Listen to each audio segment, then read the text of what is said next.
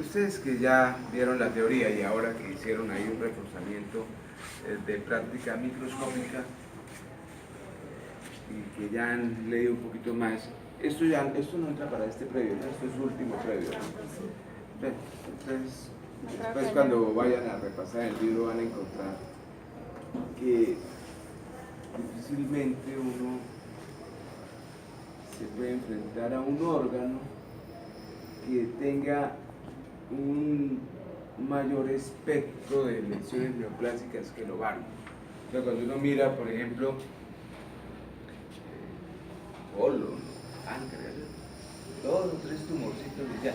En cambio, en ovario, empieza uno y van 10 hojas y todavía ya que va a acabar, no le quedan todavía 20 o 30 hojas. ¿Por qué? Porque es que el ovario tiene muchos elementos en su constitución. Entonces, empecemos por la parte de afuera, el epitelio de revestimiento, el epitelio celómico, el epitelio que lo recubre. Ese epitelio, pues, si fuera solo como el resto del celoma, de la cavidad peritoneal, sería un epitelio plano, simple, pero no, ustedes cuando seguramente recuerdan histología, ahí le ponen a uno ese epitelio germinal o epitelio ovárico, perdón, como cúbico simple. Y ese epitelio cúbico simple pues tiene la posibilidad ante un estímulo X que le lleve a producir neoplasia, transformarse en seroso, es decir, un epitelio que se va a parecer al del endocervis, perdón, al de la trompa la trompa uterina, o parecerse, y en ese caso daría origen a un tumor seroso, o parecerse al del endocervis, que es un epitelio cilíndrico mucoproductor, y dar un tumor mucinoso. Incluso dentro de los mucinosos pudiera parecerse más al epitelio intestinal y dar un tumor mucinoso de tipo intestinal, o como el anterior, tumor mucinoso de tipo endocervical. Ahora, puede que no lo dé la diferenciación hacia mucinoso, sino hacia seroso, o que lo dé, por ejemplo, hacia un tumor endometrioide, porque el epitelio se parezca más al endometrio, o pudiera ser incluso de esos tumores que ni son serosos, ni son mucinosos, ni son endometrioides, y que los rasgos de pronto recuerdan un poco, es como al urotelio, ¿no? Entonces ahí aparecen los tumores de Brenner, ¿sí? También son epiteliales. Ahí tenemos, así mal contados, 4 tipos de tumores derivados del epitelio. Pero esos tumores pueden ser benignos, pueden ser malignos. Y para complicar el asunto, podemos también encasillarlos en una categoría intermedia, que es la de los tumores en el límite de la malignidad, proliferativos atípicos, bajo potencial de malignidad. Es decir, hay una categoría ahí en medio que precisamente se ha creado porque esos tumores de ovario, esos que están ahí en la zona gris, es muy difícil a veces poder precisar cuál va a ser su comportamiento, y a veces es mejor exagerar en el tratamiento que quedarse cortos. Pero cuando hablamos de exagerar, no hay que exagerar tanto, porque si ustedes de pronto en ginecología que van a ver cómo es el tratamiento quirúrgico de un tumor de ovario, eso van es como acabando con todo eso. Cogen el ovario para afuera, el útero para afuera, trompas para afuera, el tercio proximal de vagina sale, después sigue el epiplón, después el apéndice, ¿sí? Después cogen todos los ganglios, ¿sí? Los ilíacos internos, externos, paraórticos, obturadores. Cuando da uno cuenta que ya queda un poquito dentro, ¿cierto? Entonces es como muy exagerado. Entonces se les quitan algunas cositas, pero no todas. En el caso de esos borderline. Y si es benigno, pues definitivamente las otras cosas se le dejan quietas, que el tumor y ya. Y vamos solo en el componente epitelial. Estos tumores, también igual a lo que pasaba en el testículo, hay células germinales, y esas células germinales entonces pueden dar origen a otra categoría de neoplasias. Entonces, si esas células germinales que dan origen a un tumor son de la línea más primitiva, digamos, de lo que correspondería a las ogonias, ¿no? Entonces estaríamos hablando de un análogo al seminoma, en este caso es el disgerminoma. Después, supongamos que esa célula germinal logró hacer alguna diferenciación adicional, entonces hay que mirar si esa diferenciación fue hacia un componente embrionario o si fue hacia un componente extraembrionario. Si lo hace hacia el componente embrionario, entonces aparecen los teratomas, y aquí los teratomas pueden ser benignos o pueden ser malignos. Por otro lado, si cogió la línea extraembrionaria, entonces el carcinoma embrionario, el coriocarcinoma, el tumor del seno endodérmico, y entonces ahí mal contados son como otros 5 o 6 tumores, más los 12 que llevábamos, va ya con el 17.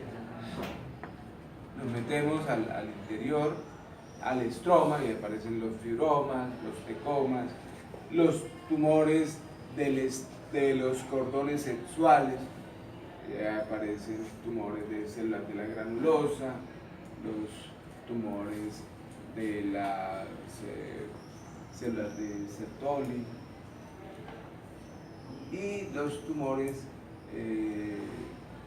digamos, masculinizantes, el adenoblastoma. Entonces, nos va quedando todavía espacio, al ovario le cabe todavía para tener más tumores. Los tumores metastásicos. Los tumores metastásicos generalmente son tumores que se originan del tubo digestivo. Cuando se originan del tubo digestivo, generalmente son tumores bilaterales, sólidos. Allá yo lo quise sacar, ahí está el tumor de Krukenberg, pero si quieren prácticamente lo miramos como para dejarlo aquí para que no se quede sin mirar, aunque es muy difícil a veces poder precisar que se trata de uno de estos tumores. Pero bueno. Comisionado, alguien que tenga guantes, vaya allá al otro lado y échele agua para que no nos haga llorar tanto. Se ponga mientras tanto eso ahí. ¿Listo? Entonces fíjense, no sé cuántos darían ahí, más los que se me olvidaron, pero eso siempre da 22, 25 tipos diferentes de neoplasia. O sea, que uno perfectamente pudiera dedicarle un tiempo largo a esto y no terminaría de comprender muy bien todo lo de la patología neoplásica ovario. Para acabar de completar, en el ovario hay muchos quistes que no entrarían en la categoría de lesiones neoplásicas, ¿no? Por ejemplo, los quistes foliculares, el ovario poliquístico. Entonces, la cosa es grande. Sin embargo, no se trata hoy de verlo complicado, sino de verlo fácil. Recuerdo que conmigo es todo lo fácil. Entonces, exactamente, de todo lo fácil. Si encontramos un tumor que por dentro es liso y por fuera es liso porque es un quiste, entonces esto es un tumor benigno. Y casi podríamos decir, aunque se demostrara lo contrario. Es decir, si yo veo esto por fuera liso, por dentro liso, y me dicen que es un tumor maligno, pues yo tengo todo el derecho a no creerlo. ¿Podría yo aquí adivinar el órgano? Adivinar, digo yo, como si esto se tratara de adivinación, pero ¿podría decir el órgano? Pues sí, porque pegado tengo un órgano que sí lo puedo identificar, que es la trompa uterina. Entonces, eso sí se podría preguntar como órgano y lesión, ¿cierto? Órgano, ovario, lesión, pues ahora ya vamos a decir qué nombre le vamos a dar. Es esta misma o muy parecido, ¿no? Liso por un lado, liso por el otro, la trompa por un lado, no hay áreas sólidas. Entonces, estos tumores que tienen esta macroscópica les decimos cistadenomas. Generalmente, cuando es así, realmente son cistadenomas serosos, pero por lo menos con que digamos que son cistadenomas de ovario, con eso avanzamos muchísimo. Entonces hay algo que nos va quedando muy en claro, que los tumores benignos generalmente son completamente quísticos, de una sola cavidad o uniloculados, sin áreas sólidas, sin áreas papilares, nada. Cistadenomas de ovario. No todas las veces esto es tan fácil. Completamente liso por fuera, liso por dentro, pero tiene varios huecos, miren acá. Entonces, mira, aquí hay uno grande, y aquí hay otro, y aquí de pronto hay otro, miren. Pero abrimos eso y está completamente liso. O sea, puede ser multiloculado también, pero si es cada lóculo independiente, sin área sólida, pues definitivamente también clasifica como tumor benigno, o sea, como un cistadenoma de ovario. Estos son los que no ofrecen absolutamente ninguna dificultad. Esto es una cosa absolutamente benigna. Ahora, podemos encontrarnos con tumores que por fuera son completamente lisos, pero por dentro ya la cosa empieza a complicar. Empiezan a observarse pequeñas proyecciones o excrescencias papilares. Entonces este es una sola cavidad, pequeñas proyecciones papilares, cistadenoma papilar, cistadenoma papilar de ovario.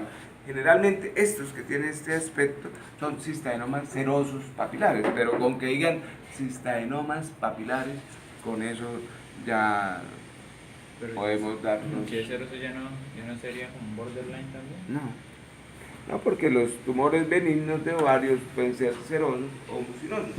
La mayoría, como por lo menos los que tenemos acá, son serosos papilares, ¿no?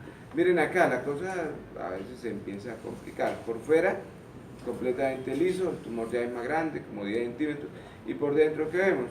Múltiples papilas. Múltiples papilas, son papilas pequeñas. Entonces, cistadenoma papilar. Seguramente es un seroso.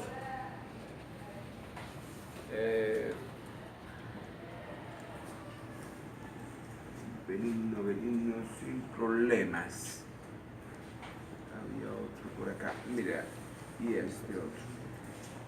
Esto era más grande, lógicamente, la pared muy delgada, pero tiene zonas ya con múltiples papilas y ya va formando ahí como un tapiz, ¿no?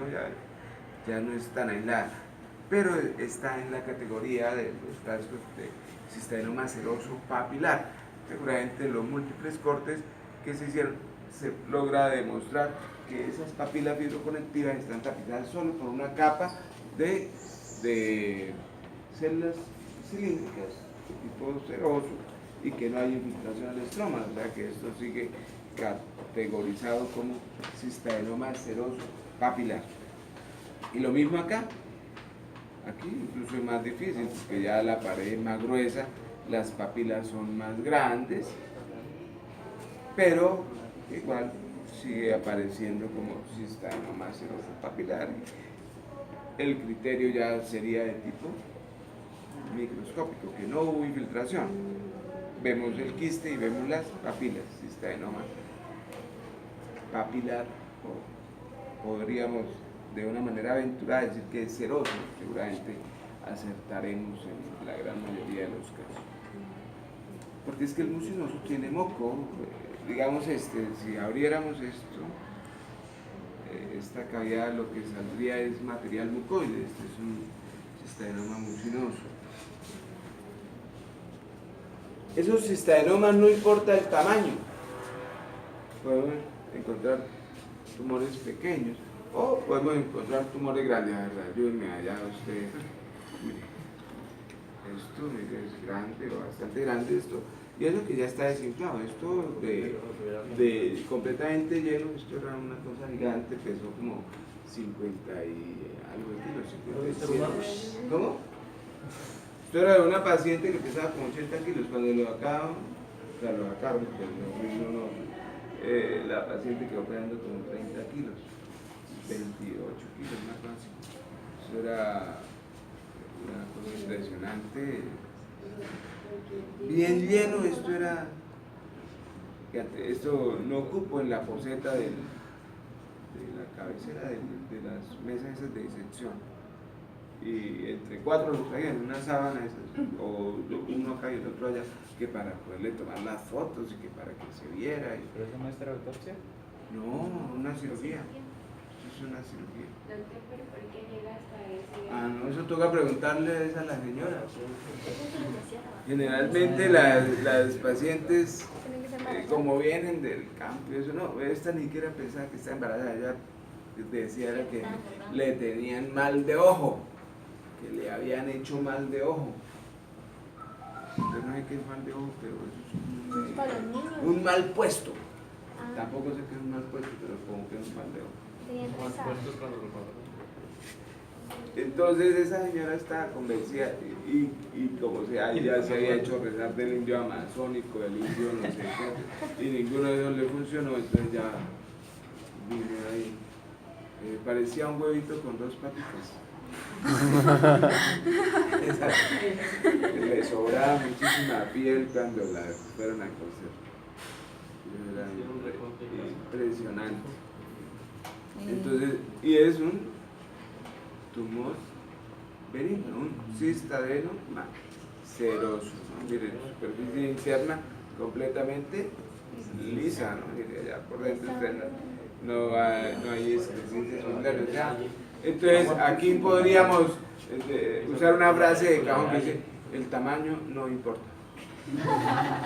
Sí, para poder decir que es benigno, líquido seroso. Entonces, esto nos demuestra eso, ¿cierto? Muy bien. Ahora, tumores que son benignos, que también se pueden identificar fácilmente: los teratomas quísticos maduros. Tumores quísticos que van a tener un área sólida que corresponde a la papila de Rokitansky, donde están las 3, le echan ahí un poquito de gel y queda ahí peinadito, bien elegante. Esto es un tumor que cuando recién lo sacamos contiene en su interior un material oleoso, parecido como al aceite de cocina. Lo que pasa es que, y fluido, porque está a 36, 37 grados, apenas empieza a entrar en la temperatura ambiente, empieza a solidificarse sin convertirse en una sustancia dura, sino queda convertido como en esa sustancia pastosa en la que flotan ahí los pelos, ¿no? Entonces ahí eso es un teratoma quístico maduro. Teratoma quístico maduro. El componente interesante: pelos y sebo. Por eso algunos lo llaman quiste sebáceo. Otros ahí más se pueden llamar quiste dermoide, ¿no? Son de las cosas más representativas también de la patología. Lo que pasa es que cuando ya la cantidad de sebo disminuye, la cantidad de pelo disminuye y las áreas sólidas se incrementan, pues ya empieza uno a pensar que eso puede ser un teratoma sólido, y entre más sólido, más posibilidades de que sea inmaduro, y que entre más sólido empiezan a disminuir los componentes de la capa ectodérmica y a hacerse presentes más los del mesodermo y los del endodermo. Y cuando, por ejemplo, en un teratoma ya uno logra identificar, por ejemplo, tejido nervioso, ahí hay que revisar un poquito más, ¿no? Porque esos son los que más posibilidades tienen de ser teratomas inmaduros, teratomas malignos, que definitivamente el tratamiento no es como estos, que simplemente cortar y sale, ¿no? Ahí ya hay que hacer más cositas. Doctor, ¿ese caso lo reportaron o...? ¿Este? Sí. No, es que nosotros definitivamente, yo me he dado cuenta que somos muy modestos, no reportamos nada. No, en serio, esto, yo tengo la foto que digo que siempre la busco y nunca la he encontrado. Esto lleno, teníamos la secretaria que estaba reemplazando a María, ella está, la decimos que posara, ¿no? Ella está colocada al lado de esto y en una de esas sale completamente tapada, porque es que eso estaba a tensión, esto ya lleva como 8 años de formol y ya se ha recogido como a la mitad, pero esto era una cosa inmensa. No le digo que esta niña queda casi escondida detrás del 57, 52, 53. Claro, es que eso era impresionante. ¿Cuántos años tenía la señora? Como 60. Ya era una abuelita. ¿Y llevaba todo eso? ¿Cómo? Que con 60 años y llevaba todo eso. Claro. O sea, ¿como cuánto duró en llegar a ese tamaño? ¿Cuánto tiempo? Pues imagínate, tuvo que ser años porque esto para llegar a ese tamaño produce una descompensación muy marcada, y si no es lentamente, la persona no aguanta esto. Pero ella sabía que no era embarazo, porque a ella ya se le había ido la regla, tenía como 60, pero ella pensaba que era un mal de ojo. Ella era por allá del campo, entonces que alguien la rezó, no la rezó, le hizo maleficio, es que llaman eso. Tierra de muerto, bueno, como 5 hombres, pero todo eso le habían hecho. Sí. No, interesante. Yo tuve una época que me dediqué a leer sobre esas cosas, porque yo trabajé 15 años en medicina legal y la morgue quedaba dentro de un cementerio, dentro del cementerio municipal que queda en Campo Hermoso. Eso ya lo volvieron un parque, porque ahora se llama Parque de la Vida, pero en esa época era un cementerio. Pero eso, y es el cementerio que la gente llamaba cementerio de los pobres. Entonces a nadie le gusta que lo entierren, así no tenga un peso, pero no me vayan a enterrar en el cementerio de los pobres. Entonces, que lo entierren en el Parque Romero, pues en el cementerio central, o que lo entierren arriba en las colinas, pero allá no. Entonces la parte de abajo de cementerios eran unas fosas ahí abandonadas que eran en tierra, y donde apenas iba cumpliendo el tiempo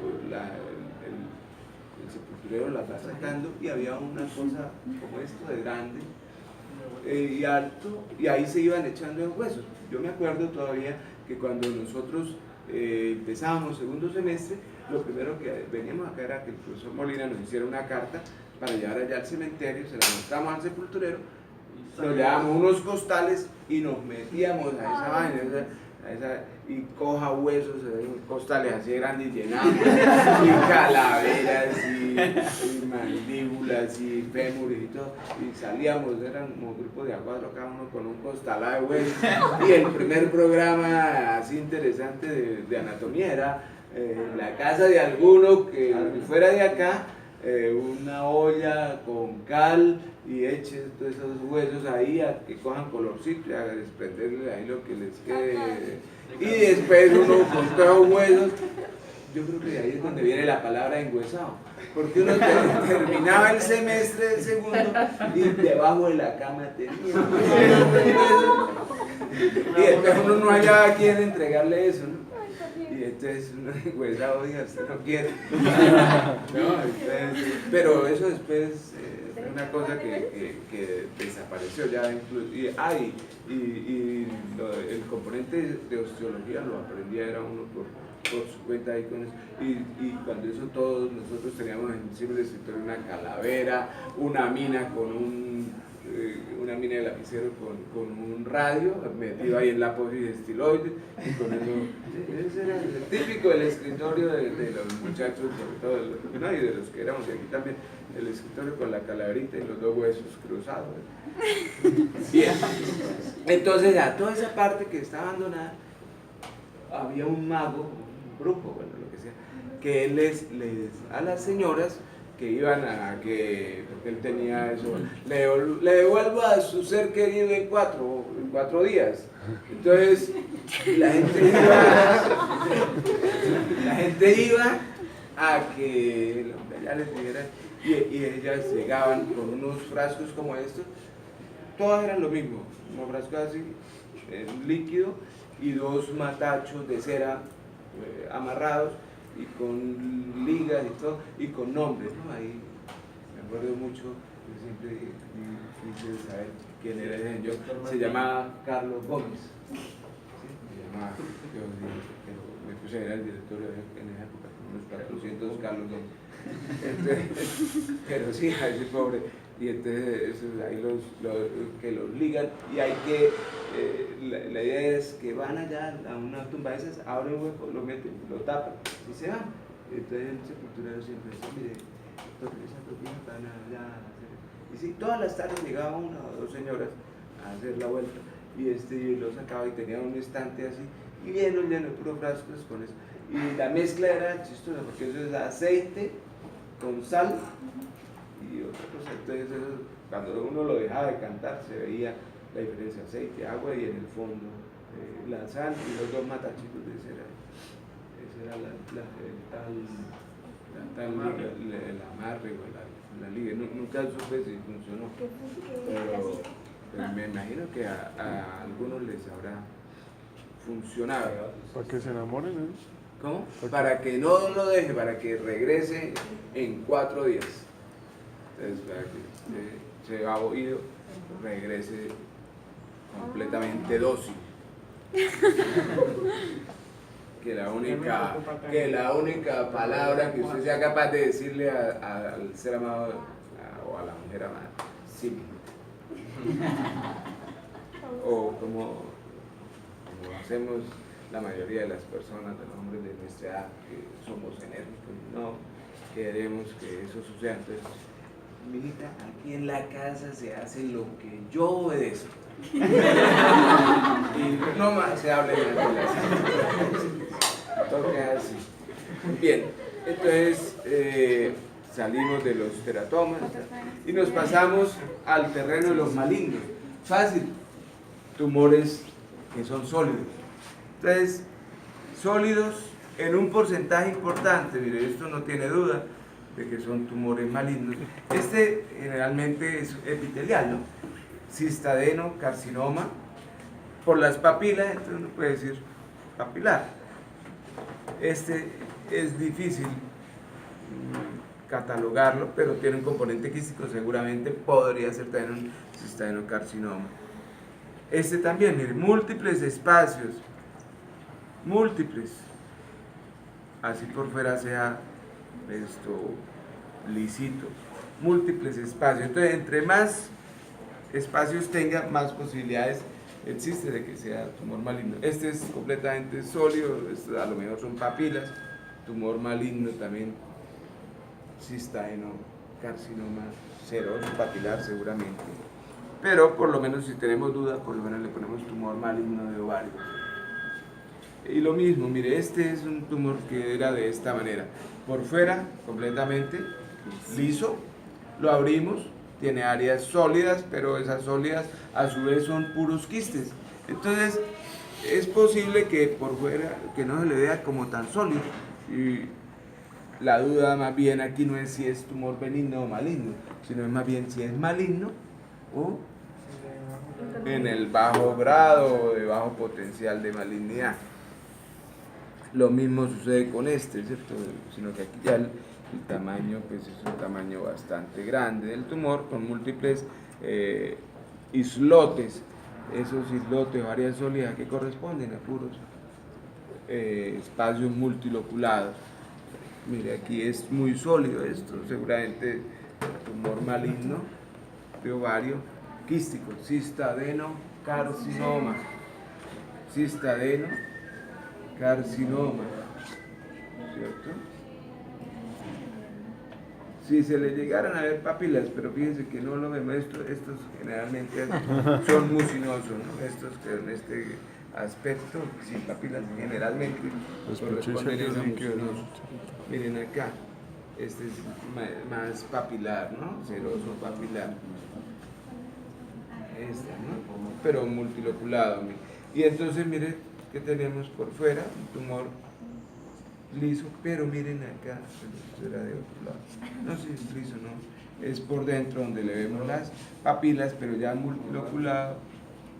Y entonces el estudio histológico ya nos dice, mire, esto es un tumor maligno. O de pronto en el límite, pero por lo menos lo tenemos encasillado ya entre los malignos. La idea es que si ustedes ven un tumor multiloculado, piensen más en maligno que en benigno. Y si quieren pensar bien, pues en el límite de la malignidad. Lo tengo ahí aparte. Maligno. Porque es multiloculado, pero mire, ya le veo necrosis, ¿sí? Zonas de necrosis, y por ahí hay zonas negritas como de hemorragia, ¿sí? Entonces, un tumor maligno de ovario seguramente es un cistadenocarcinoma, o ni siquiera cista, ¿no? Sino adenocarcinoma mucinoso o seroso. Ya la histología nos lo dirá. Sí, o por lo menos tumor maligno de ovario, ¿cierto? ¿Listos, jóvenes?